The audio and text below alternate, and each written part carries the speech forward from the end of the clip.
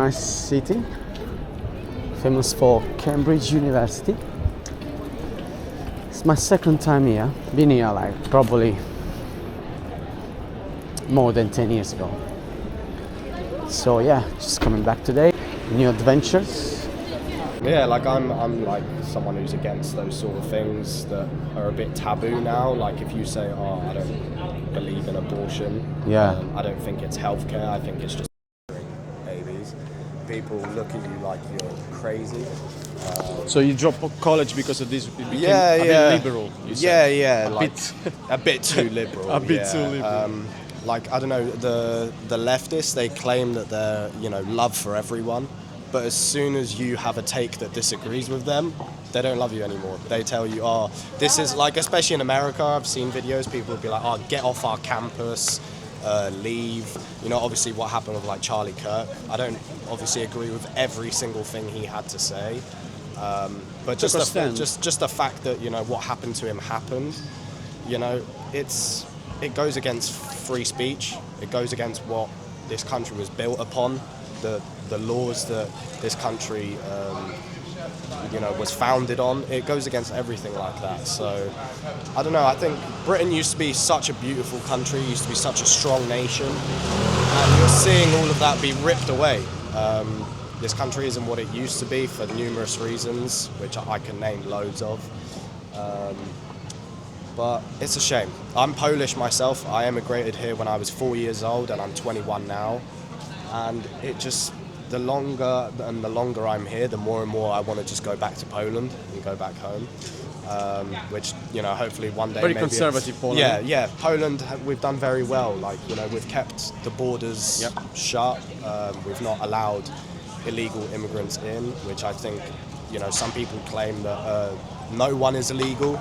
I don't think that's true. I think if you're someone coming from a third world country with no passport, no background check, you could have potentially committed heinous crimes like murder or rape, for example. People have a right to not want you in their community if you've shown time and time again that you're not trustworthy. And for people to say that that is horrendous and that goes against human rights, I don't know. I think they need to reassess what they actually stand for, because I feel like leftists, they don't stand for anything. They're tolerant of everything. Yeah. And when you're tolerant of everything and you accept everything, things start to fall apart, especially in government, especially in communities. Things just crumble. They fall apart. You accept everything, everyone. Obviously, the Bible, God, Jesus teaches that we should forgive our enemies, that we should forgive people who have done us wrong. But there's a point where enough is enough. And I think England is reaching that point now. Enough is enough. So I hope the British people start to, do a lot more for their nation. They stand up, come together. I think out of all the ethnic groups in the world, white people are often villainized for coming together. As soon as white people start to come together, you get terms like Nazi, fascists being thrown out. Far right, yeah. And it's stuff like that. It's just, why are we the only ones that aren't allowed to come together as a community? Like Japan, Japanese people, they're allowed to come together as a community. Black people, especially around the time of George Floyd, Black Lives Matter and whatnot. Yep. Black people are allowed to come together as a community. Yep. But every single time every single time white people come together as a community, we're labelled, all these extreme terms. And if that isn't racist, I don't know what is, But I think I could keep talking and talking. That's really good, honestly. That's probably some good content for you. The first thought that came to me when I arrived in Cambridge today, I said, looks like a bit liberal. Yeah, a little bit. A little bit. It was the first thought that came to me. That's interesting. You start the conversation with the same thing. I worked in Oxford, and similar. Yeah. You're facing people that intellectualism, the mind is the God, Yeah. But in reality, you cannot be God of yourself. No. God is bigger than you. Yeah. So, and there is only one true living God. And you have to drop your ego to be able to see 100%. that.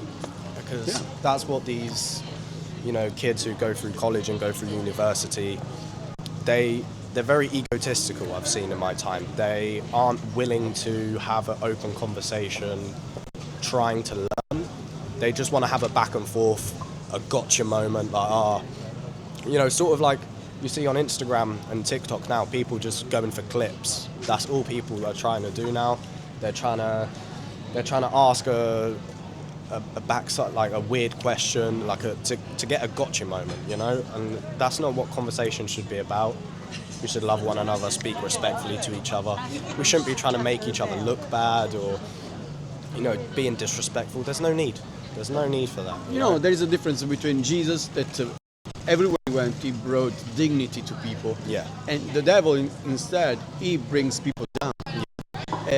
So the funny line between, okay, this is from God or from Satan, you see, is bringing people dignity is from God. Yes. If not, it's from Satan. Yeah. Simple as that. Because that's what the enemy does. He doesn't like humans. Once it comes to steal, to kill, or to destroy, Yeah. Jesus comes to give you life super abundantly. Yeah. The Greek would say super abundantly.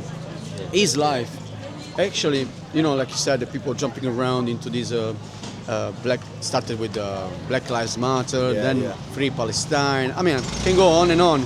In reality, there is a bunch of people that is lacking purpose and destiny. Yeah. They don't know their identity. They don't know where they're going. They're seeking for something. Community. I think the church should spend more time in investing in community more than building. Coming together and give them purpose. Yeah, yeah. So I've seen That's what everyone's ultimately looking for in life, is Yeah. purpose, I think. Yeah. Purpose is what drives us, what motivates us, what brings us Yeah. a sense of purpose, yeah. Having a purpose. Yeah. You wake up in the morning, you know the mission. Yeah, like It's what totally am I different. doing today? What is Yeah. the goal for today? Yeah. 100%. And when people lack that, especially, when people lack a purpose, and then to add on to that, they don't talk to other people, they spend a lot of time online where their feed, their Instagram feed and their TikTok feed feeds them, that's why it's called a feed, it feeds them Wow. the stuff they Never want thought to about see. Yeah, it feeds them the stuff they want to see. It makes them believe that what they believe in is right, and what everyone else believes in is wrong. It victimizes the other side. Yep. And that's what ultimately I think is the biggest problem now. It's us against them. If you're a communist, it's, I need to fight the capitalists. If you're a Palestinian, it's, I need to fight Israel. If you're, a Muslim, I need to fight everyone else because what I believe in is right and what they believe in is wrong. Yep. Everyone has that mindset now, and it goes against what Christ taught us. Is, we Yep. should all be together in unity. We shouldn't be fighting each other. We should be coming together and loving one another. So I think that's what the world lacks the most now, ultimately. It's a shame. We have such beautiful architecture around us, such beautiful, so many beautiful facilities, so many good people around us, but we're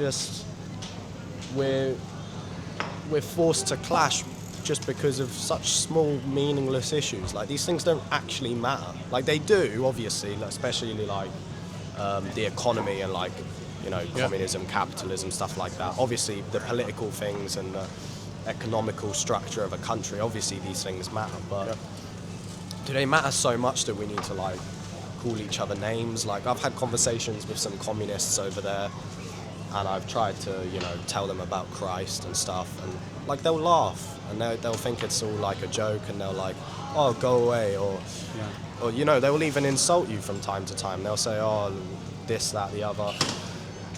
It's like, what's the need? I came over here just to have a peaceful conversation. Obviously, me being Polish, I'm not going to agree with communism in the slightest because of the USSR. And yeah, my family, they experienced it firsthand. That's what I'm saying.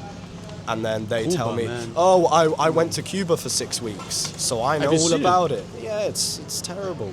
And they think because they've gone over there for a few weeks that they know what they're talking about. Meanwhile, my grandparents lived it Yep. for 40 years, 50 years. So, it's comparing apples to oranges. But yeah, we need to come together. We need to stop believing that one ideology is better than another. when we have the grace of God, you know, like that man was saying over there. We have the grace of God, and that's what can save us all. We can all be saved.